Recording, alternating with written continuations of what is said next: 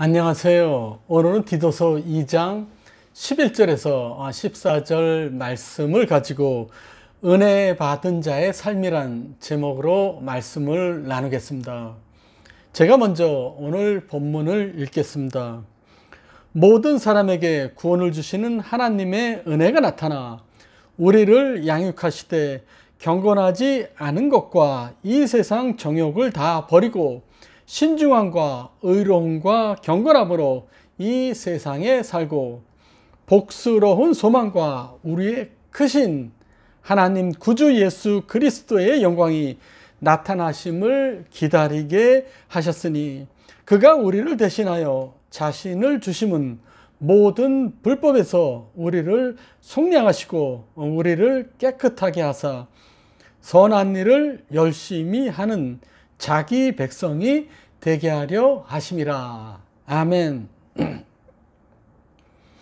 디도서는 사도 바울이 그레데 섬에서 목회하고 있던 디도에게 보낸 편지입니다. 지중해 섬에 있는 그레데 섬은 일찍부터 복음이 전해져 있었습니다. 오순절날 성령 강림 사건 때 그곳에는 그레데인들도 있었습니다. 그래서 그때 그레데인을 통해서 복음이 처음 전해졌다는 말이 있습니다. 그리고 사도 바울이 1차 감옥에서 석방된 후에 그레데 섬에서 교회를 세우고 디도를 그곳에 남겨두고 목회를 하도록 하였습니다. 그리고 오늘 본문은 하나님의 은혜로 구원받은 사람들이 어떻게 살아가야 하는가에 대해서 말씀하고 있습니다. 그럼 구원받은 사람들이 하나님의 은혜로 구원받은 사람들이 어떻게 살아가야 되는가 함께 살펴보겠습니다. 11절 말씀 우리 먼저 읽겠습니다. 모든 사람에게 구원을 주시는 하나님의 은혜가 나타나. 모든 사람에게 구원을 주시는 하나님의 은혜가 나타났습니다. 이 은혜의 헬라어 뜻은 값없이 받는 선물이란 뜻입니다. 하나님의 은혜는 결코 대상이나 보상이 아닙니다. 내 공로, 내 수고, 내 선행 때문에 주어지는 것이 아니라 아무 조건 없이 하나님으로부터 거저 받는 선물입니다. 그렇습니다. 우리의 구원은 하나님의 은혜로 주신 것입니다. 하나님이 선물로 거저 주신 것입니다. 우리 에베소서 2장 8절 9절 말씀 함께 읽겠습니다. 너희는 그 은혜에 의하여 믿음으로 말미암아 구원을 받았으니 이것은 너희에게서 난 것이 아니요 하나님의 선물이라. 행위에서 난 것이 아니니 이는 누구든지 자랑하지 못하게 함이라. 우리의 구원은 하나님의 은혜로 받았습니다. 우리의 선행이나 착한 행실로 구원받은 것이 아니기 때문에 누구나 하나님 앞에서 자랑할 수는 없습니다. 그러나 우리의 구원은 값이 없는 구원은 결코 아닙니다. 하나님의 독생자 예수 그리스도를 십자가에 달려 죽게 하시고 그 공로로 우리를 구원해 주신 것입니다. 결코 값싼 은혜가 아닙니다. 빌딩마다 엘리베이터가 있는데 우리는 엘리베이터 탈 때 공짜로 탑니다.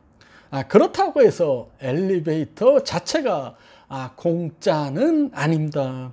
엘리베이터는 대당 5천만 원, 비싼 거는 몇 억 이상 하는 것이 있다고 합니다. 우리가 엘리베이터를 공짜로 탄다고 해서 엘리베이터가 공짜로 설치되는 것은 결코 아닙니다. 우리는 은혜로 구원받았지만 예수님의 희생과 십자가의 피 흘림이 있었습니다. 하나님은 우리를 구원하기 위해서 독생자 예수 그리스도를 이 땅에 보내셨고 십자가에서 돌아가게 하셨습니다. 그래서 우리가 은혜로 구원받을 수 있었던 것이었습니다. 그럼 은혜 받은 자들이 이 세상을 어떻게 살아가야 합니까? 우리 12절 말씀 제가 먼저 읽겠습니다. 우리를 양육하시되 경건하지 않은 것과 이 세상 정욕을 다 버리고 신중함과 의로움과 경건함으로 이 세상에 살고. 아멘. 은혜 받은 자가 첫 번째 알아야 될 것은 경건하지 않은 것과 이 세상 정욕을 다 버려야 한다는 것입니다. 우리는 과거에 사탄에 놓였습니다. 영원히 멸망받아야 할 어둠의 자녀였습니다. 그러나 지금은 하나님의 은혜로 예수 믿고 구원받았습니다. 용서받았습니다. 하나님의 자녀가 되었습니다. 그럼에도 불구하고 우리는 불완전한 육체를 입고 살고 하기 때문에 우리는 아직도 과거로 돌아가고 싶을 때가 있습니다. 그러나 하나님은 이제는 과거의 습관을 깨끗이 단절하라고 말씀하고 계십니다. 우리 에베소서 4장 22절에서 24절까지 말씀 읽겠습니다. 너희는 유혹의 욕심을 따라 썩어져가는 구습을 따르는 옛사람을 벗어버리고 오직 너희의 심령이 새롭게 되어 하나님을 따라 의와 진리의 거룩함으로 지으심을 받은 새 사람을 입으라. 아멘. 하나님께서는 예수 믿기 전에 옛 사람을 다 벗어버리라고 말씀하고 계십니다. 여러분, 과거로 돌아가면 안 됩니다. 그래서 하나님께서는 경건하지 않은 것과 이 세상 정욕을 다 버리라고 말씀하고 계시는 것입니다. 여러분, 이제 예수 믿었으니까 과거의 잘못된 습관은 버려야 됩니다. 버려야 될 것은 버려야 됩니다. 그래야 정상적인 신앙생활을 할 수 있기 때문입니다. 어떤 여자가 첫사랑에 빠졌습니다. 그런데 좋은 남자인 줄 알고 만났는데 사귀다 보니까 형편없는 사람이었습니다. 그런데 그때 이 여자를 사랑하는 멋진 남자가 나타났습니다. 그래서 처음 사랑한 남자와 헤어지고 멋진 다른 남자와 결혼을 하였습니다. 결혼해서 행복하게 살았습니다. 그러다 어느 날 권태기가 찾아왔습니다. 그때 마침 옛날 만나던 남자가 전화를 해서 한번 만나자고 요청을 하게 되었습니다. 그래서 그 여자가 만나게 됐습니다. 한두 번 만나다 보니까 다시 가까워지게 되었습니다. 여러분, 그러나 이것은 매우 위험한 관계입니다. 일단 결혼했으면 과거의 관계를 철저히 끊어야만 합니다. 그것이 정상적인 결혼 생활입니다. 그런데 우리 그리스도인들 중에 이렇게 사는 분들이 있습니다. 예수님을 만나서 사랑을 하고 예수님과 행복한 생활을 하다가 예수님보다 세상을 더 사랑하는 사람들이 있습니다. 여러분, 이것은 결코 하면은 안 하는 행동입니다. 여러분, 세상을 예수님보다 더 사랑하면 하나님과 원수되는 길이라는 것을 명심해야 합니다. 여러분, 이제 예수 믿기 시작했으면 과거에 경건하지 않은 것과 이 세상 정욕은 미련 없이 버려야 합니다. 버리지 못하면 우리가 정상적인 신앙생활을 할 수도 없고 믿음이 성장하지 못하기 때문입니다. 하나님이 우리를 하나님의 자녀로 삼으시고 우리를 양육하시면서 제일 먼저 하신 말씀이 과거에 우리의 발목을 붙잡고 있는 습관과 죄를 단절하라는 것입니다. 과거로 돌아가지 말라는 것입니다. 여러분, 일단 예수 믿었으면 과거의 습관을 다 버리고 예수님과 정상적인 관계를 가져야만 합니다. 그리고 은혜 받은 자가 이 세상에서 살아갈 두 번째는 신중함으로 살아가야만 합니다. 이 신중함이란 단어는 자제력이 있는 침착한 상태를 말합니다. 한마디로 신중함은 자제력입니다. 그런데 대부분의 사람들이 일어나는 문제는 이 자제력 부재 때문입니다.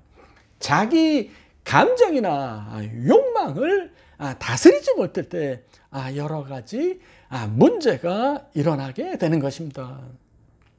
우리는 자제력에 두 가지가 필요합니다. 감정을 자제해야 되고 또한 우리의 욕망을 자제해야만 합니다. 요새 대표적으로 사회적으로 문제가 되는 것은 분노 조절 장애입니다. 분노가 조절이 안 되고 자제력을 완전히 잃어버리는 현상입니다. 그래서 밖으로 표출하게 돼서 문제가 일어나게 되는 것입니다. 그리스도인들도 문제를 일으키는 것도 바로 자제력이 없기 때문입니다. 자기 감정을 조절하지 못하고 화를 내거나 분노를 폭발시킵니다. 자제력을 잃어버리게 되면 또한 마음속에서 일어나는 욕망을 제어하지 못합니다. 어떤 분들은 사고 싶은 욕망을 누리지 못해서 충동 구매를 합니다.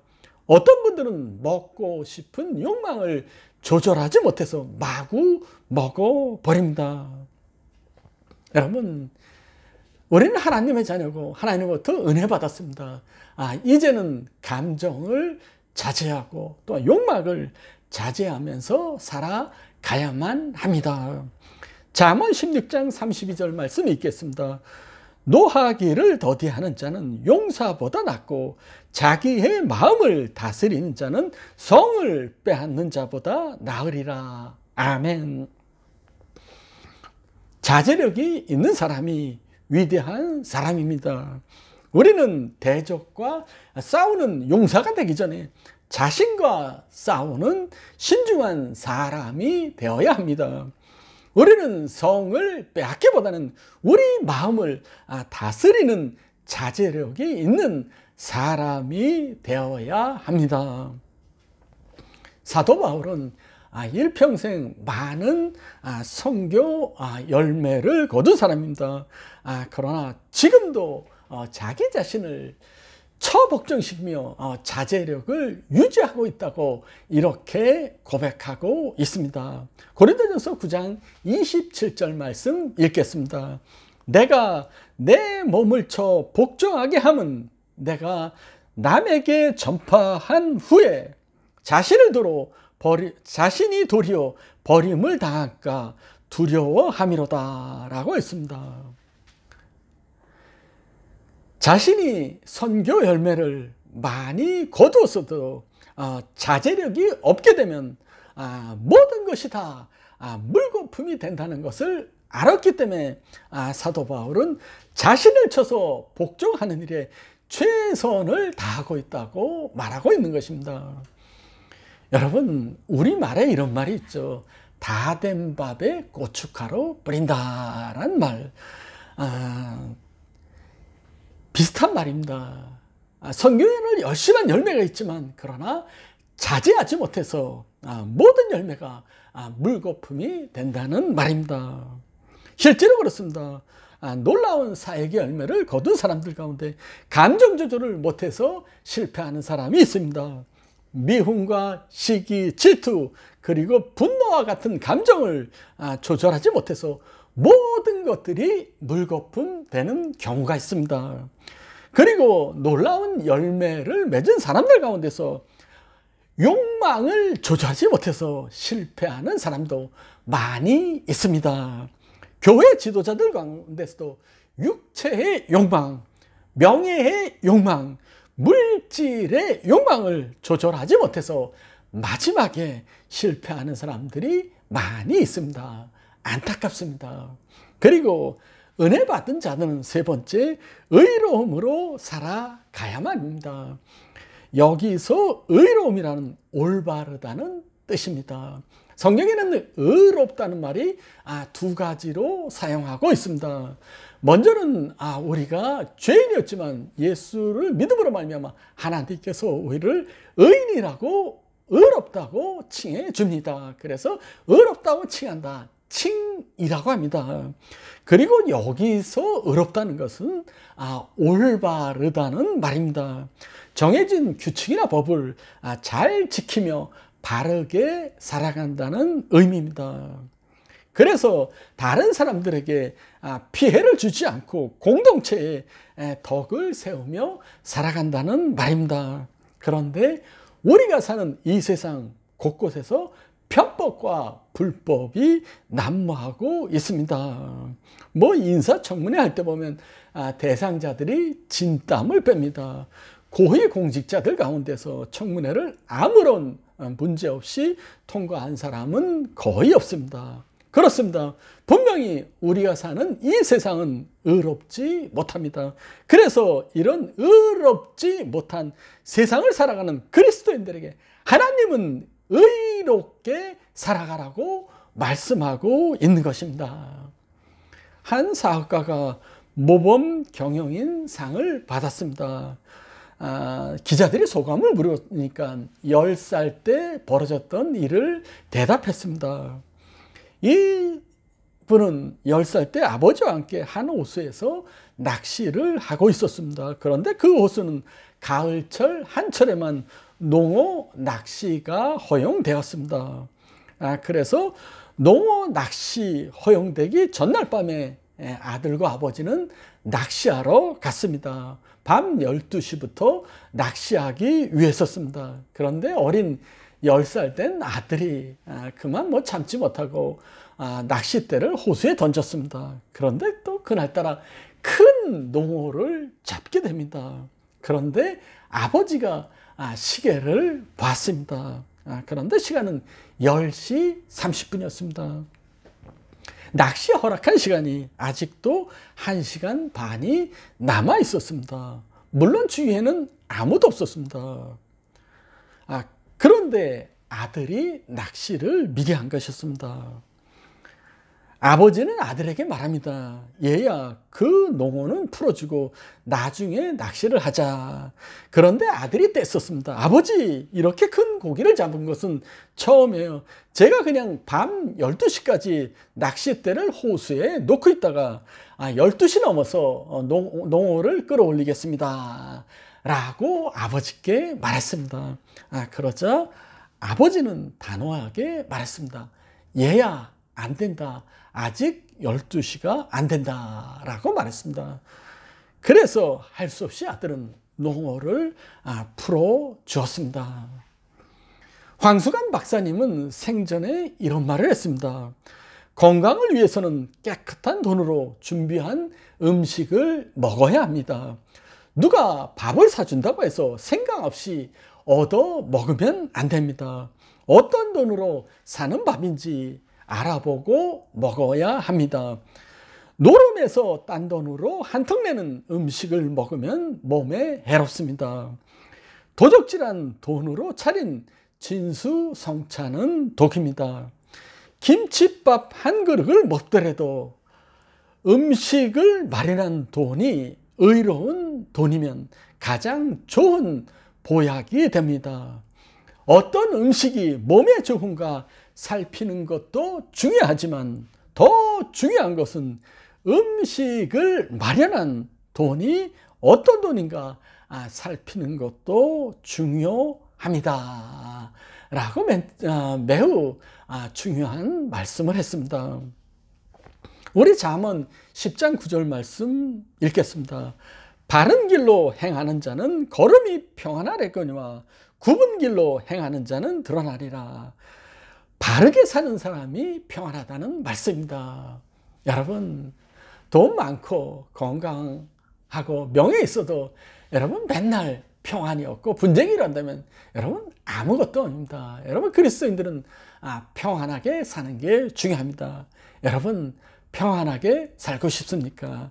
여러분 바른 길로 가십시오. 여러분 올바르게 행하십시오. 그러면 여러분의 인생이 평안하게 될 것입니다. 그리고 은혜 받은 자가 살아가야 할 네 번째 방향은 경건하게 살아야 합니다. 이 경건하다는 말은 존경하다는 말입니다. 경건함이란 온 마음과 뜻과 몸을 다하여 하나님을 존경하는 것입니다. 그러니까 온 몸으로 하나님을 사랑하는 것입니다. 그래서 나의 마음과 생각과 몸에 완전히 하나님으로 가득 찬 상태가 경건한 상태입니다. 어느 교회에 여선교회 회장이 있었습니다. 이분은 부동산 열풍이 불 때 친구를 따라 아파트를 보러 열심히 다녔습니다. 그래서 돈도 많이 벌었고 교회 헌금도 많이 하였습니다. 심지어 주일 오후에도 아파트를 보러 이곳저곳 다녔습니다. 그런 중에 주일 저녁에 여선교회 헌신 예배를 드리게 되었습니다. 그런데 이분이 여선교회 회장이라 사회를 보게 되었습니다. 그날도 아파트를 보러 다니다가 예배 시간이 다 돼서 급하게 교회로 뛰어왔습니다. 허겁지겁 예배 인도를 위해서 강대상으로 올라갔습니다. 그런데 찬송을 부를 시간이 됐습니다. 그런데 이분이 이렇게 말하였습니다. 이제 우리 모두 다 함께 찬송과 백이동을 부르겠습니다 라고 말했습니다. 그렇습니다. 많은 그리스도인들이 세상 것에 꽉 차서 살아가고 있습니다. 경건하지 못한 모습으로 살아가고 있습니다. 하나님을 전혀 의식하지 못하고 살아가고 있습니다. 여러분, 이 코람 데오라는 말이 있습니다. 코람은 앞에서, 데오는 하나님이라는 그 라틴어입니다. 여러분, 우리는 하나님 앞에서 살아가고 있다는 것을 알아야 합니다. 여러분, 하나님은 교회 안에도 계시고, 여러분, 하나님은 가정에도 계시고, 하나님은 일터에도 계시고, 하나님은 호치민 땅에도 계십니다. 하나님이 안 계신 곳은 하나도 없습니다. 그렇기 때문에 항상 하나님 앞에서 살아가야만 합니다. 여러분, 제가 자주 하는 말이 있습니다. 교회 안에서 하지 말아야 될 것은 여러분 교회 밖에서도 하지 말아야 됩니다. 그리고 교회 밖에서 해야 되는 행동은 교회 안에서도 여러분들 마음대로 행동하십시오. 왜 그렇습니까? 하나님은 교회 안에도 계시고 교회 밖에도 계시기 때문입니다.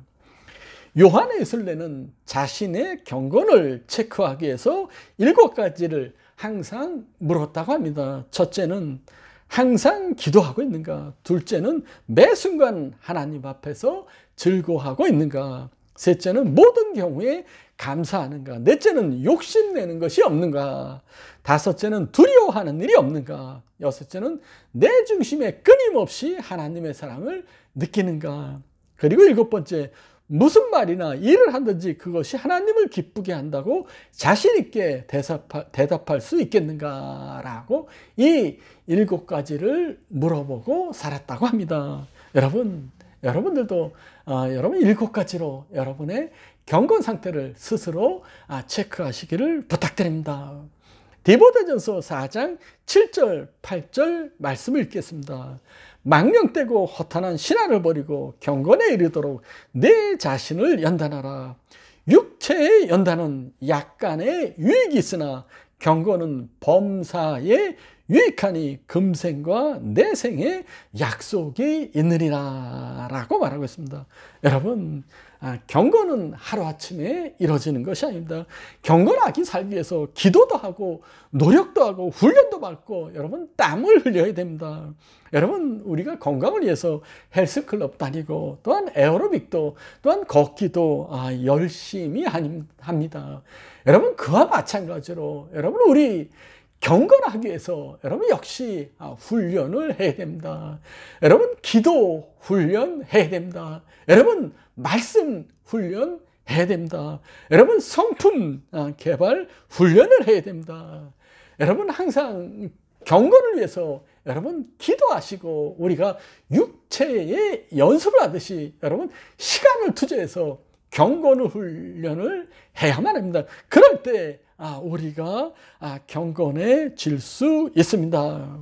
여러분, 경건 여러분 거저되는 것이 아닙니다. 그래서 하나님께서는 경건의 훈련을 하라고 우리에게 말씀하고 있는 것입니다. 여러분, 경건을 위해서 시간을 투자하시길 부탁드립니다. 예배에 규칙적으로 참석하시길 부탁드립니다. 기도 시간을 정해놓고 기도하시길 부탁드립니다.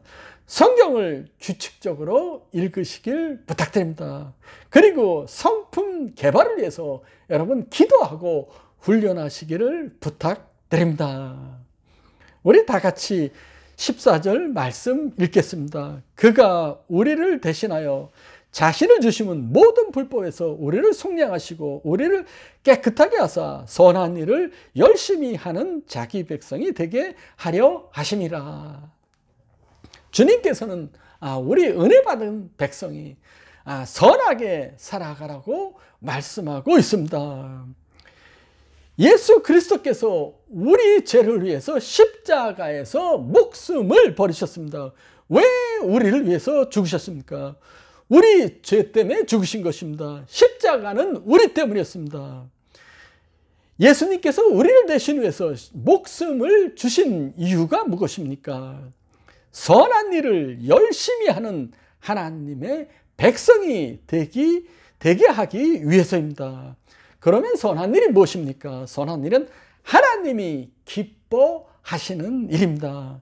여러분, 예수 믿고 은혜 받았으면 하나님이 기뻐하시는 일에 열심히 해야만 합니다.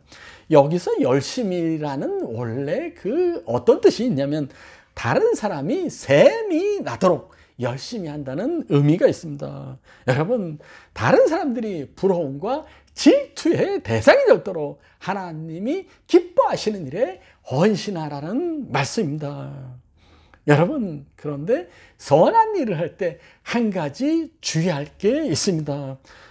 교회 봉사를 할 때 주의할 게 있습니다. 그거는 선한 일을 할 때 절대 실망하지 말아야 합니다. 왜냐하면 선한 일을 하게 되면 반드시 유혹이 있고 상처가 있기 때문입니다. 왜 그렇습니까? 선한 일은 하나님의 일입니다. 그래서 마귀가 길을 쓰고 우리를 방해하기 때문입니다. 그렇기 때문에 하나님의 일을 하면 항상 마귀가 방해하기 때문에 여러 가지 문제가 일어날 수밖에 없는 것입니다. 여러분, 그럼에도 불구하고 우리는 참고 인내하며 열심을 내서 하나님의 선한 일을 해야만 합니다. 여러분, 하나님의 백성은 선한 일에 열심히 해야 됩니다. 그리고 무슨 일을 하든지 열심히 해야 됩니다. 대강대강 하면은 안 됩니다. 그래서 로마서 12장 11절에 이런 말씀입니다. 부지런하여 게으르지 말고 열심을 품고 주를 섬기라 라고 말씀하고 있습니다. 여러분, 하나님의 일을 할 때 부지런하게 하고 게으르지 말고 열심을 품고 하나님을 하라는 말씀입니다. 여러분, 열심은 나이와 상관없습니다. 나이 드신 분도 열정적으로 했습니다. 여러분, 열심은 성격과도 무관합니다. 내향적인 사람, 외향적인 사람 다 열심을 낼 수 있습니다. 여러분, 오늘 하나님께서 말씀하십니다. 하나님께서 우리에게 예수 그리스도를 보내시고 우리가 은혜로 구원받게 해주셨습니다. 그리고 은혜 받은 자가 세상에서 어떻게 살아가야 되는가 말씀하셨습니다. 먼저는 경건하지 않은 것과 이 세상의 정욕을 버려야 됩니다. 그리고 두 번째, 신중함으로 자제하며 살아가야 됩니다. 세 번째, 의롭게 살아가야 됩니다. 그리고 네 번째, 경건하게 살아가야 됩니다. 그리고 다섯 번째, 선한 일을 열심히 해야 됩니다. 여러분, 은혜 받은 자로서 은혜 받은 자답게 살아가서 그리스도인답게 살아가서 하나님께 칭찬받는 여러분이 다 되시기를 주님의 이름으로 축원합니다. 감사합니다.